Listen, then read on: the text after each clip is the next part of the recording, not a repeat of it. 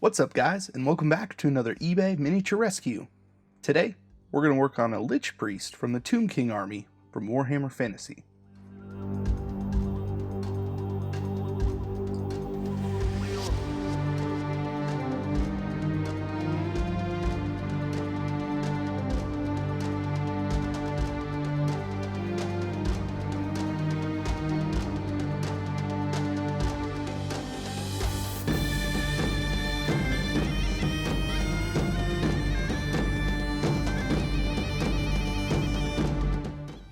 So I was browsing eBay, as I do from time to time, and I just happened to come across this Lich Priest.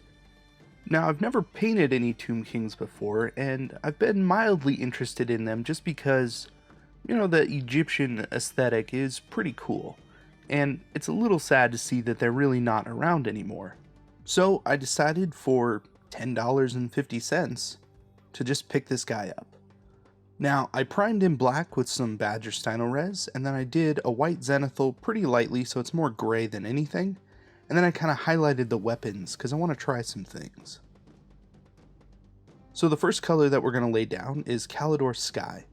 Now, I want to go pretty traditional with this, the blue and yellow kind of look, and then give him some undead skin. So we're going to take this blue and just fill in all of the main details.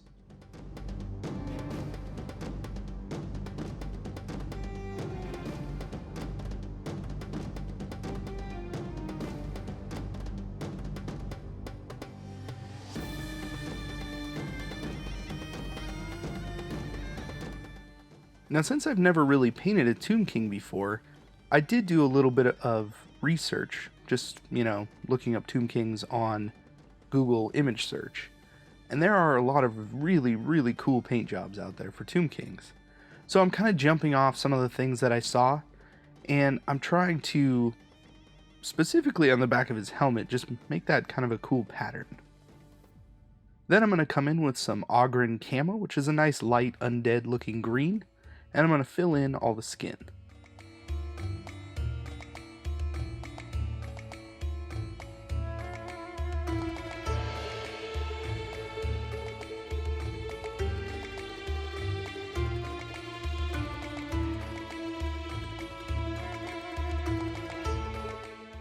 My first thought with Averland Sunset was that I was going to use that to be the yellow for all of the armor and all the gold and that kind of stuff.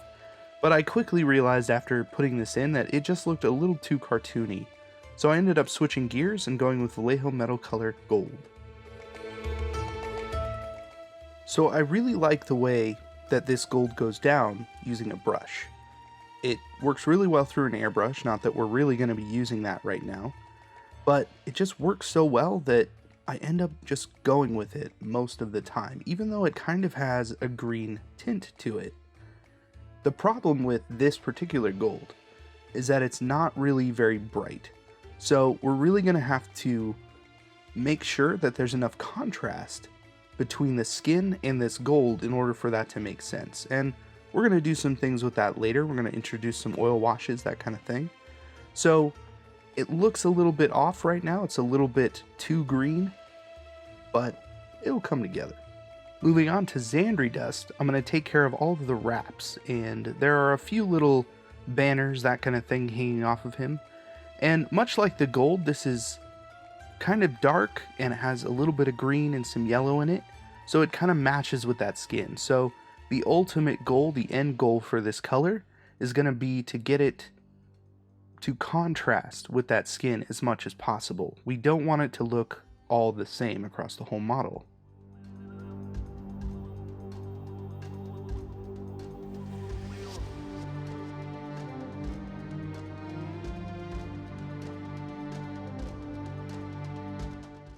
Starting with Ushabti Bone, we're going to start to highlight the cloth and banners across the model. Now I'm going to come in kind of rough with this and create a lot of lines and kind of focus those highlight points, just, more lines in those areas. And so we're going to get a nice highlight throughout and a little bit of texture on a lot of that cloth.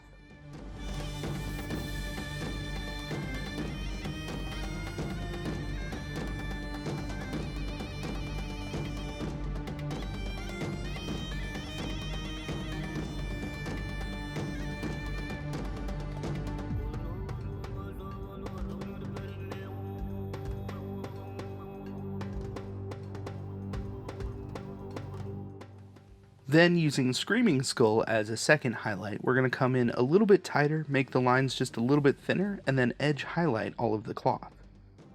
What's nice about doing cloth like this is that you can really make it look textured, and there are some sculpted pieces in there that go a long way into helping with that, but just putting lines across those areas just gives it a realistic look.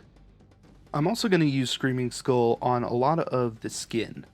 Now I'm going to do this pretty lightly, it's going to be fairly watered down, and I'm just going to kind of drag those into those highlight points, just so that the sharp angles of kind of his bony skin just sticks out quite a bit more. Especially in the face, we really want to highlight that and kind of bring attention to the center of that, because eventually when we get to the weapons, that's really going to detract from kind of the face in general. So I want to try and make sure that that's bright and that we're really looking at that kind of as our secondary main focus. To bring in a little bit more of an earthy tone, I'm going to water down some Mornfang Brown into a glaze and start to put that into kind of the upper shadowy areas of a lot of this cloth. What we're really trying to accomplish with this is just to give a little bit more contrast and differentiate these pieces from the rest of the kind of similar colors that are going on this model.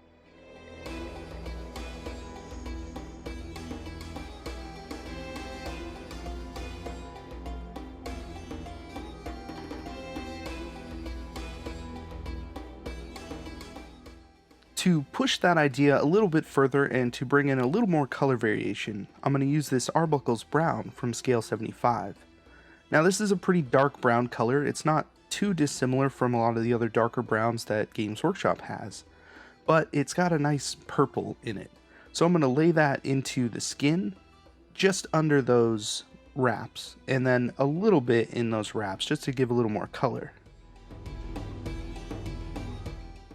To start highlighting up our blue, I'm going to start off with Lothern blue and then start to gradually add some of this Vallejo white.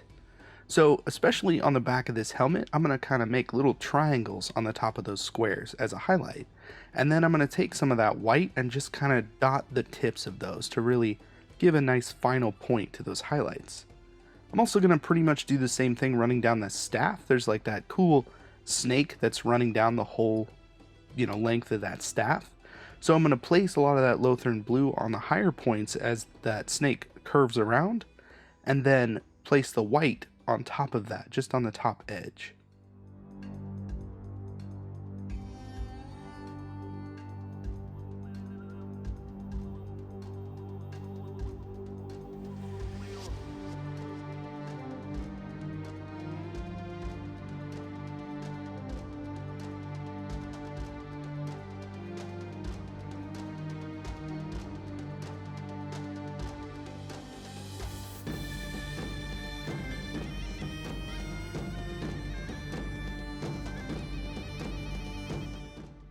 Once again, I'm going to try something a little bit new that I'm not too good at, but we're going to see how it turns out. So, coming in with some Chaos Black, I'm going to fill in the flat part of this blade. Now, I use the airbrush to throw a little bit of white ink down on top of this and kind of highlight specific areas, but I really want to push for kind of that non-metallic metal feel. So after laying that black on the flat and kind of leaving that edge really bright, I'm going to come in with some of this white and just kind of run that down the middle and onto the opposite edges where those colors meet. So if there's a black edge, then on the opposite of that is going to be white and so forth. And I think it turned out pretty cool. It looks cool anyways. I mean, I don't know if this is technically considered non-metallic metal. Like, it kind of reads like that, but more like magical metal, if you will. I'm going to come in with some Apothecary White through the airbrush because it has a kind of nice bluish gray tint to it through the airbrush. And I'm going to kind of filter that where the black is up into that white to kind of start to make that gradient go from, the super heavy white highlights down into the black. Then coming in with a little bit of Space Wolves Gray through the airbrush, I'm going to do pretty much the same thing that I did with that Apothecary White. Now, because through the airbrush, contrast paints really work like ink for the most part, it kind of filters and tints all of these different gradients that we have. I'm going to focus this on the black and kind of run that up into the white to really push that nice gradient. Then with Vallejo white, I'm going to edge highlight the blades and put a little bit of texture and kind of reflective nature properties, whatever you want to call it, non-metallic stuff, into the blades. At the end of the day, I'm pretty much after what looks cool and not what is technically correct. And I hope that you guys can kind of take something from that, as I learn these different techniques and try and share them with you, is that as long as you're having fun doing this stuff and trying new things, then you're really not doing a bad job at painting. And I mean, technically this might not be what it is supposed to be, but I do know this, that eventually you and I will get there, and we're probably going to have a good time doing it. Now, I really wanted to give a wash to this model to add a lot more contrast, and one of the better ways to do that without really tinting anything or messing up a paint job is to use a black oil wash. Now, if you've never used a black oil wash or don't know how to make it, then I will link a video up in the corner right now. Pretty much, I'm going to cover the entire model. I'm not really going to do the weapons because we're going to continue work on those in a little bit, but this is really going to run over the whole model and just attack those recesses and really give us a lot more contrast. And it's going to preserve the colors that we have and just kind of punch everything up contrast wise. And after I let that oil wash dry, I'm going to come in with some of that Vallejo metal colored gold and mix in some aluminum, and I'm going to run over all of the gold and give that a nice highlight. Now this aluminum is really bright, and like I was saying earlier, this gold has kind of that kind of green tint to it. So by adding a good amount of this silver, we're still maintaining that gold, but it's like we're using a white to highlight. And it really puts those nice reflective points into that metal and just gives it a nice highlight.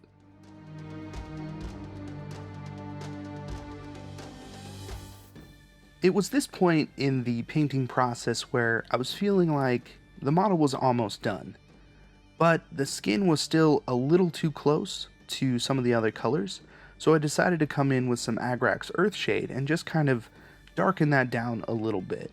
And that really helped quite a bit. We've already done the highlighting on the skin, and so when you put that wash on, those highlights still poke through and they still look nice. And I did that fairly lightly. I added a hint of water into the brush, and that way it just didn't overwhelm the model with an otherwise really dark wash. So I really like the way that the blades had turned out so far.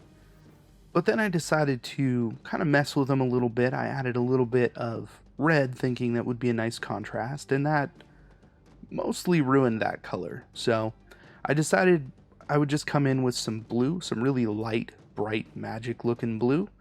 And so I used this contrast paint, Aethermatic Blue. And that really punched up these blades. Now, after I do this filter and go over that, it covers up what little red I had in there to begin with. So it wasn't really a big deal.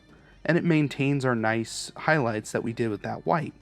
Then I'm going to come back in and finish those off with Vallejo white on the edges once again. So I really got to say that I highly enjoyed painting this Tomb King. It just has that feel to it, and I don't know, I understand why Games Workshop discontinued this. They don't have control over, quote unquote Egyptian themed anything, but man, it's just cool, and I kind of want to paint more. And somebody did reach out, and I am going to be getting some more Tomb King models, so hopefully we can get to those fairly soon. They are coming from, I believe, Denmark, and it's going to be a minute, but we're going to get to that. It's going to be awesome. So hopefully we can do some more of this. Now, I am putting this back up on eBay, and I'm starting the price at the same price that I purchased this model at, which was $10.50. This auction is going to run for about 10 days, and if you really just want a cool model, or you want to repaint this model and show that to me afterwards, then by all means, any support helps, especially these days. And, you know, it really goes a long way in just continuing to get more models and to make this channel the best I can. So I appreciate that from everyone, and everyone who has bid on any of the other auctions that I put up. Thank you very much.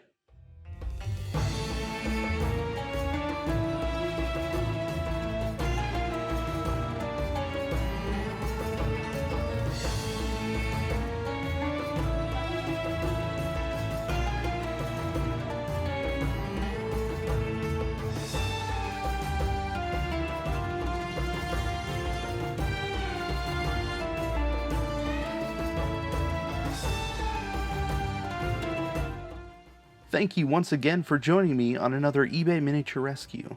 If you enjoyed something about this video, please consider liking, sharing, and subscribing, as it really helps out the channel.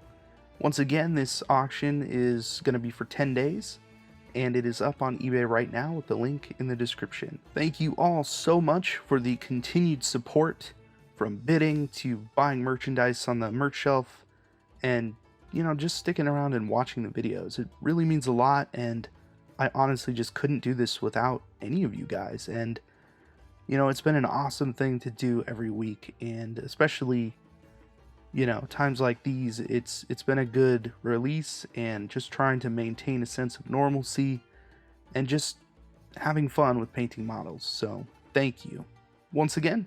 I'm Casey, and I will see you in the next video.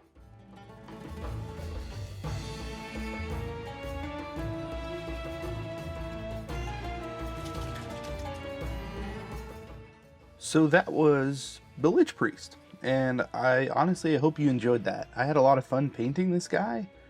You know, I got to go a little bit out of my comfort zone with the weapons especially, and, you know, try and do a little bit of non-metallic metal. I think it actually turned out better than normal, at least, you know, from the other times that I've tried, and that's been awesome. It's been a lot of fun. I did more work on these Blight Kings. I know I keep bringing this up, but this is essentially a done model. Now, I do need to get some resin to do the bases with, because I want them to be kind of like coming out of the ocean. And I have like real nice beach sand on there, but, you know, nothing's open right now and I can't actually get resin. I think I can get some from Home Depot, but I don't want like industrial resin. I just want a small amount that I can do for bases. So I know Hobby Lobby has a cool set for that, and it's fairly inexpensive, so that's kind of what I'm waiting for. Either I'm going to order it or just wait till they open again. We'll see how that goes. I got one of these in. This is a Tau, which I haven't painted any Tau yet, and this is a pretty cool model. Now, I've seen a couple other people paint this. This is the old pewter version of this model, and I've heard that a newer, better looking version of this has come out, but I have all of the pieces for this. This was sent in by a subscriber, so we'll get to that at some point. And then I posted a question on the community portion of this YouTube channel. You know, when you're just scrolling through on your phone, it kind of pops up with an update and a picture, if you didn't know that existed. And I asked for color suggestions for this guy, and I got a lot of awesome responses. So thank you very much for sharing your thoughts with me and kind of deciding where to go with this model. I thought it'd be really fun, just, you know, to see what's out there and what people are thinking. What I'm going to go with is that he is coming out of a camouflage state. So this is technically a tree branch. I'm probably going to do a little bit more rocky texture, maybe do some rocks around there. And that way, you know, he's kind of like he was blended in with that, right? And so probably halfway up his body, I'm going to have this hopefully kind of shifting, uncamouflaged effect. And then go for something, probably pick another one of the suggestions for color for like the face and the claws and that kind of thing. But I'm definitely going to try and do a camouflage type of look. So that sounds pretty cool. And that'll probably be what I work on next. So yeah, I'm looking forward to that. I hope you are too. Thank you for sticking around to the end of the video. I appreciate it as always. And I will see you later.